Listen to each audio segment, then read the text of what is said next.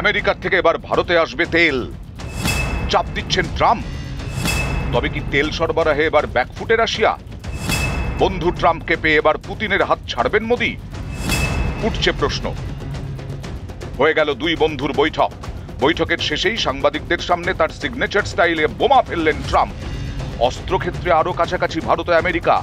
শুধু তাই, এর সঙ্গে বাণিজ্যেও আরো কাছে দুই দেশ। বৈঠকে কি কথা হলো তা নিয়ে বলতে গিয়ে ট্রাম্প জানান, বহু বছর ধরে ভারত আমেরিকার পণ্যে বহুল পরিমাণ কর চাপাতো। অবশেষে তার বদল ঘটিয়েছেন প্রধানমন্ত্রী মোদি। আমেরিকার পণ্যে আমদানি শুল্ক কমিয়েছে ভারত, ফলে আমরা ভারতে আরো বাণিজ্য করতে পারবো বলেই মনে করছি। এই প্রসঙ্গে তিনি বলেন, আমেরিকার থেকে তেল গ্যাসও কিনবে ভারত। এই কথার সমর্থন করেছেন প্রধানমন্ত্রী মোদিও। তবে এখানেই উঠছে প্রশ্ন, তবে কি এবার ট্রাম্পের কাছে যেতে গিয়ে দূরে সরবেন পুতিন?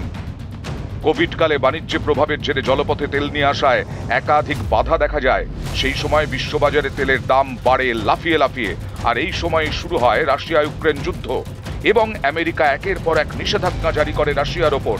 ফলে রাশিয়া বিপুল কম মূল্যে তেল বিক্রি করতে বাধ্য হয়। আর এই সুযোগের সদ্ব্যবহার করে ভারত। এই সময়ে রাশিয়া থেকে কম মূল্যে বিপুল পরিমাণ ক্রুড অয়েল কেনে ভারত। এর ফলে আমেরিকা থেকে ভারতের তেল কেনার পরিমাণ উল্লেখযোগ্য কমে। এতে দৃশ্যত দূরত্ব বাড়ে ভারত আমেরিকার। এবার সেই দূরত্ব কমানোর চেষ্টায় মরিয়া ট্রাম্পও। তিনি প্রথম থেকেই সরব হয়েছেন। ট্রাম্পের দাবি, বিশ্ববাজারে সব দেশ আমেরিকাকে লুটে পুটে খেয়েছে। অন্যায্যভাবে বহু দেশ আমেরিকার ওপর কর চাপিয়েছে। এবার রেসিপ্রোকাল করের কথা ঘোষণা করেন ট্রাম্প। তিনি জানান, যে দেশ আমেরিকার ওপর যত কর চাপাবে, আমেরিকাও সেই দেশের থেকে ততটাই কর নেবে। এরপরেই ভারতের কেন্দ্রীয় বাজেটে প্রায় 28টি আমেরিকান পণ্যে কর ছাড় দেওয়া হয়েছে। একই সঙ্গে অনেকেই মনে করছিল এবার আমেরিকা তাদের থেকে তেল ও জ্বালানি কেনার জন্য চাপ দেবে ভারতকে। এবার সেই ভাবনাকে সত্যি করে ঘোষণা করলেন মার্কিন প্রেসিডেন্ট। জানালেন, এবার আমেরিকার থেকে জ্বালানি কিনবে ভারত।